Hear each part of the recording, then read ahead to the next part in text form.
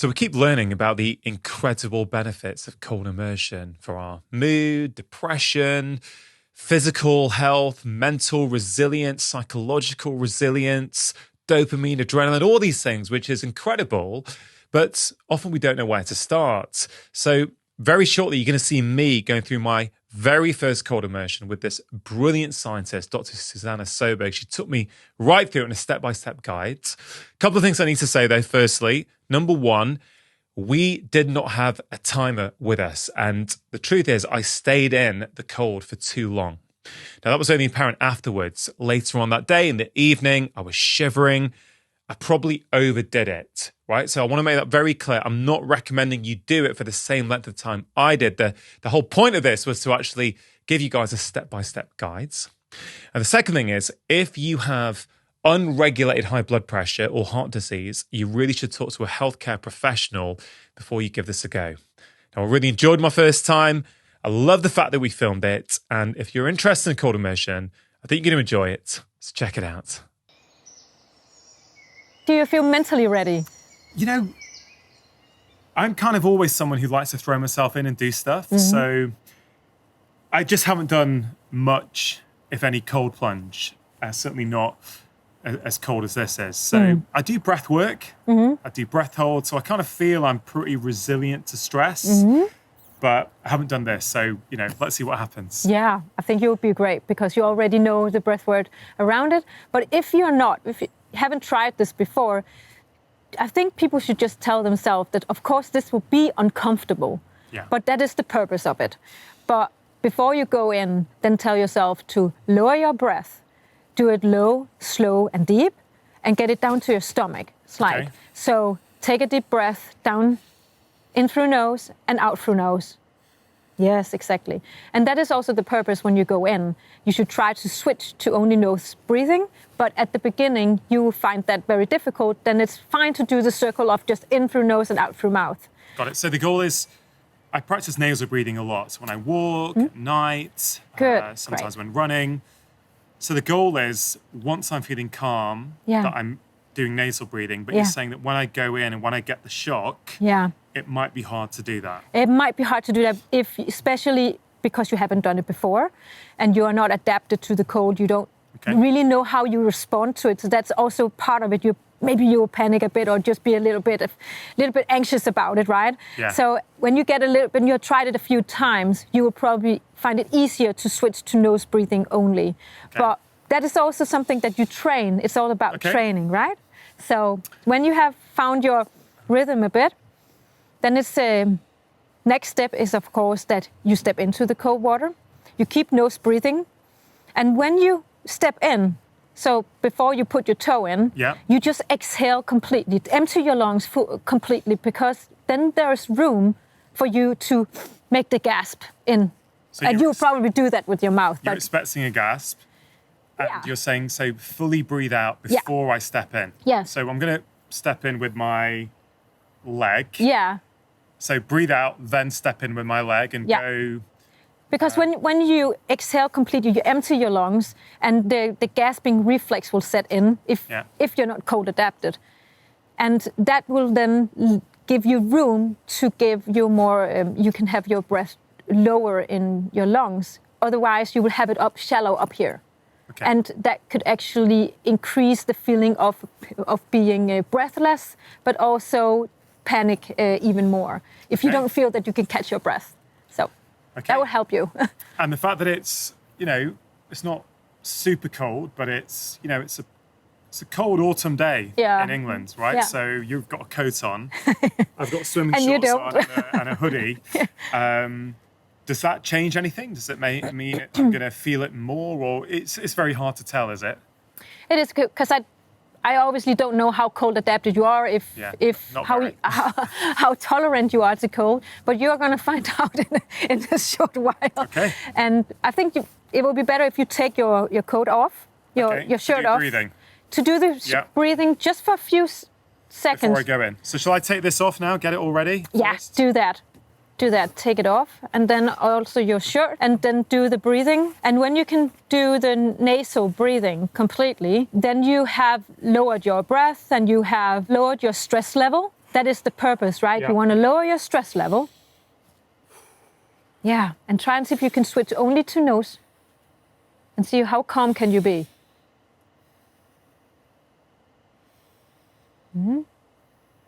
Okay, very good. Okay. Okay, I think that's good. And then you go up, again. keep nose breathing. Yeah. Okay, and when you go up, exhale completely and then step in. Okay. Exhale completely. Oh, good. Yes, very good.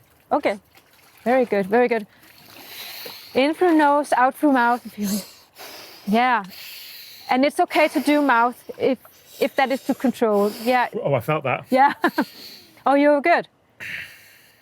Oh, that is great. So you're breathing in through the nose and out through the nose now. Okay, so it feels cold. Does it get easier? Gets easier. Oh, you're very good. So you just had the cold shock response. Did you see it? Yeah, I really saw that. So But what happened? So your cold receptors just immediately sent the emergency message to your brain.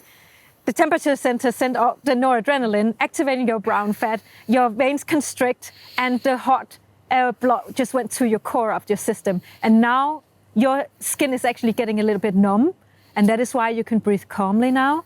And your parasympathetic activation is setting in. You're getting more mindful now about it. You have a release of serotonin in the brain. Dopamine is increasing. I feel my hands now a little bit. They feel really cold. Yeah. And if they hurt, it's fine to just take them up a bit.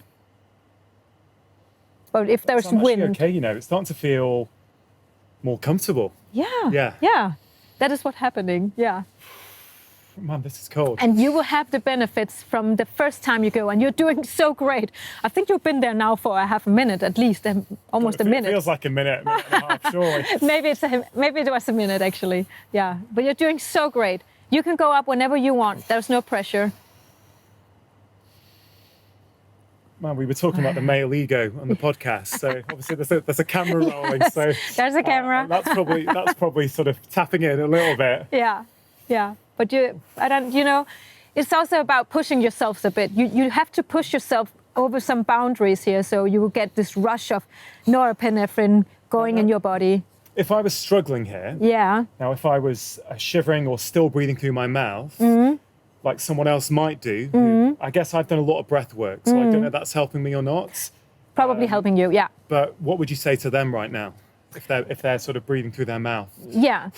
Like that. And if they keep going like that, they will get dizzy from building up of the CO2. But I think that people should be mindful of just thinking that if they're new to this, it's okay just going in and going up again.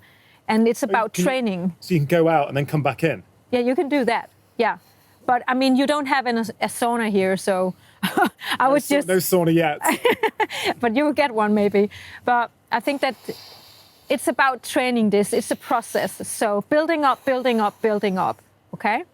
So... Gareth, come on, help me out. How long have we been going for? Come on. You don't know? You don't know? Okay, I thought you have a watch on that. So this is timeless. Yeah, this is time. This is challenging my experience of time. Can you feel that you definitely have the calmness now compared to when you had the first 10 seconds? I can do.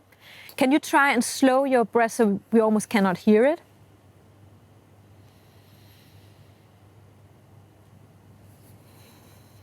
Yeah, you still need to use your mouth a bit here, and I completely understand. I think you did terrific, I must say.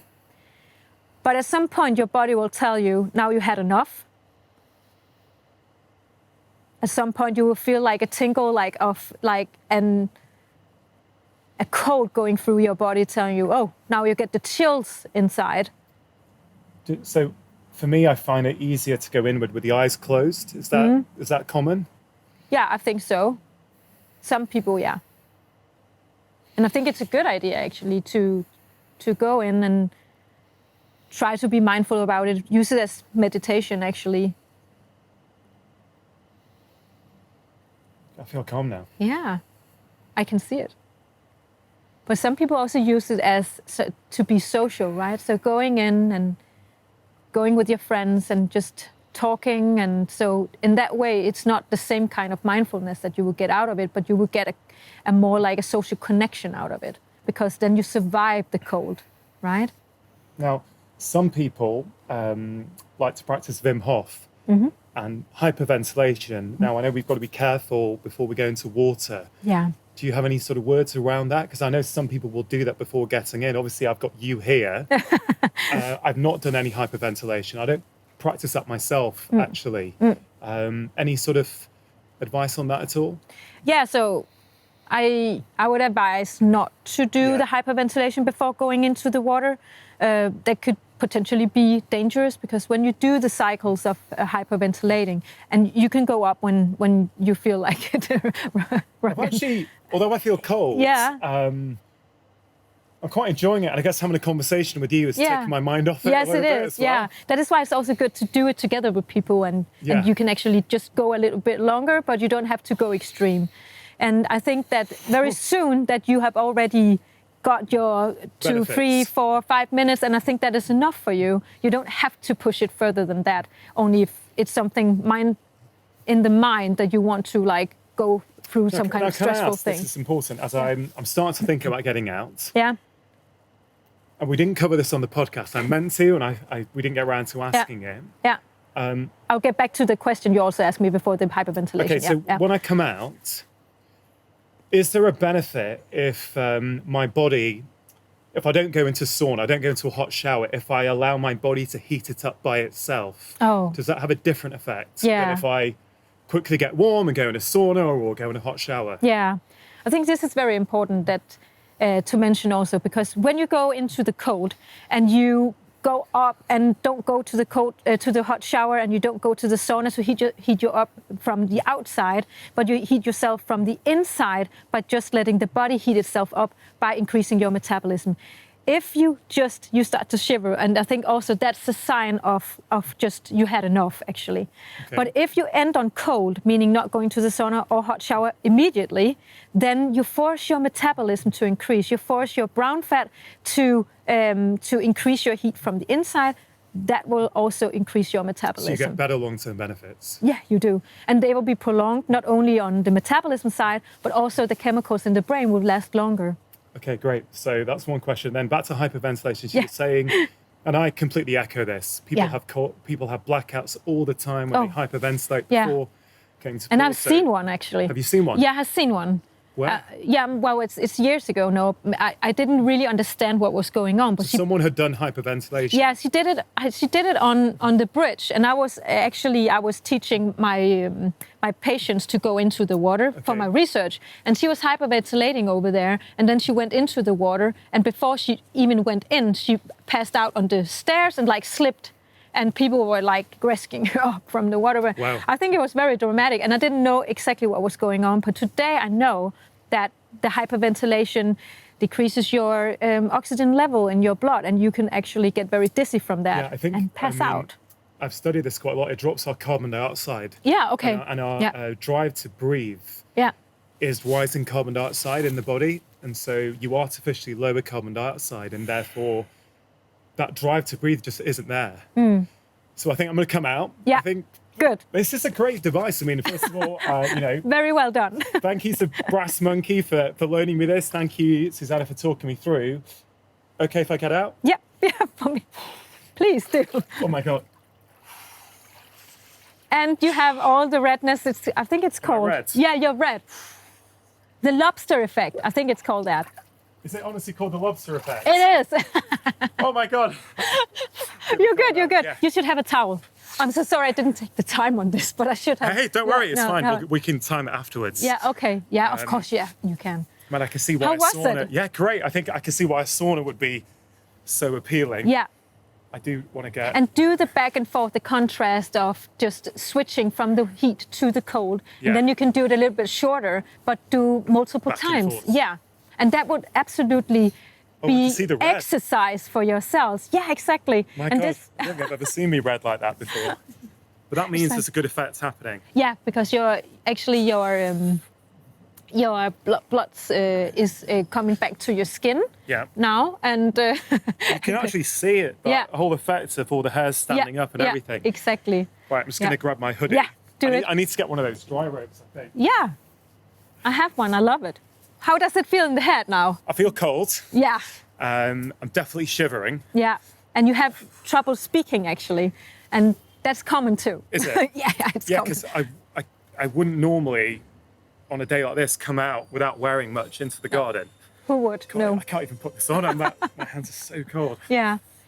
So what you should remember is also that when you get out of there, you stayed in there for quite some minutes. Yeah. And you are shivering now already, actually. Yeah. So maybe next time a little bit shorter time, because then you find it easier to heat up also, and you don't want to make it that stressful to yourself that you not want to go in 3 days again.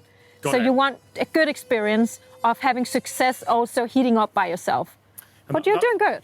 Yeah, I can definitely feel like you can see it shivering there. Yeah, we want success, right? We want to have these kind of things needs to be a good experience, because then otherwise you're not motivated to go again. If you have a strong after drop, meaning a strong core drop after you come out, then you will shiver the rest of the day, maybe. That is literally just shaking. Yes, my right thigh is just shaking. Yes, exactly. So, but it's not dangerous or anything to shiver. It's a good thing. You're increasing your metabolism. But you're right. You know, saying I'm having difficulty speaking. Yeah. I didn't notice that, but you've asked me some simple questions, and there's a slight delay between my brain and my mouth. Yeah, like, I write about it in the book. There is a little bit of like a delay in how you speak and your muscles, of course, but it's also because you are kind of like, you don't have the same kind of blood flow to the brain. When you go in, you have 30% less blood flow. Yeah. It can make you a little bit like lightheaded. But over time, with practice, man, it's shivering so much that it will start to go. Yeah. Great, well, thank you. Yeah, you're welcome. Thank you very much. Anything else, Gary? Do you need us to put the lid on to close it off or anything? Go in again, get more coverage. Are you kidding me? I mean, if you needed it, I would, but I wouldn't choose to right at this moment. So we recorded that straight after I had spoken to Susanna for about 2 hours on my podcast, all about the science of cold immersion. And, you know, doing that with Susanna was awesome. You know, it was really nice to have someone there talk me through it from her perspective based on all the science and research she's done. And although I'd probably gone in, although I had gone and stayed in for too long because I was filming, I've learned my lesson from that, right? I've taken it right back since then. I have been going in, I would say, if I'm honest, 3 to 4 times a week. I'm not doing it every day yet. I may do. I'm just playing around with it. I'm exploring it. And actually on some days, you know, it's the British winter at the moment, I've gone in when it's super cold and I've really, really enjoyed it. One morning I went in, it's part of my morning routine actually. So I'd got up, I'd done my meditation, which I've spoken about before. I'd had my coffee. I think it was just reading. And I was sort of umming and ahhing. Should I do it? Shall I go in? Oh, it's cold outside. I thought, I'm just doing it. I just went for it. So just got my clothes off, went out into the garden, went into the tub. And I think the last time I was in for 4 minutes. And it's just amazing how quickly it starts to feel normal. Right? That's the big learning for me so far. It doesn't actually take that long. You know, a week ago, maybe 2 minutes might feel, oh man, 2 minutes is hard. You know, is it nearly 2 minutes yet? Is it nearly 2 minutes yet? And then now I can sort of rock out 4 minutes without too much difficulty. And a lot of that, I think, comes down to our mind, our breath. So for me, I know the science. That excites me. I've felt experientially how good it makes me feel afterwards, how calm it makes me feel. And there's also the element that I'm doing something hard. Like I'm choosing to do something hard. I don't have to do it. It's easier to stay in a warm house and have another cup of coffee. And I know that to build up that resilience for life, you have to challenge yourself. And there's something about intentionally challenging yourself, isn't there? Where you don't have to do it. I don't have to do it. I could just not do it. And I think that's the same for any behavior. You don't actually have to do it, but the choice of going in, especially on a cold day, it kind of makes me feel really good afterwards. It makes me feel that I can take on anything, I can conquer anything. So, if you haven't listened to the entire conversation I had with Susanna on my podcast, I really would recommend you check it out. It's a fabulous conversation with a wonderful lady. It's about the science, but it's also about some of the things she's experienced, some of the things she's seen. And again, I just want to highlight, if you don't have a cold plunge in your garden, right, that's fine. She shares that even a 30-second cold shower each day can have profound benefits. And it's not about your ego. It's not about beating your buddies. What it's actually about is doing something for you, pushing yourself out of your comfort zone in a safe way, right? I'm not talking about doing anything wacky or crazy, in a very safe way, in a kind of control way, and experiencing those benefits for yourself. And if you haven't yet seen the brilliant conversation I had with Dr. Susanna Søberg all about cold immersion, I think you're going to love it. Check it out. It's right here.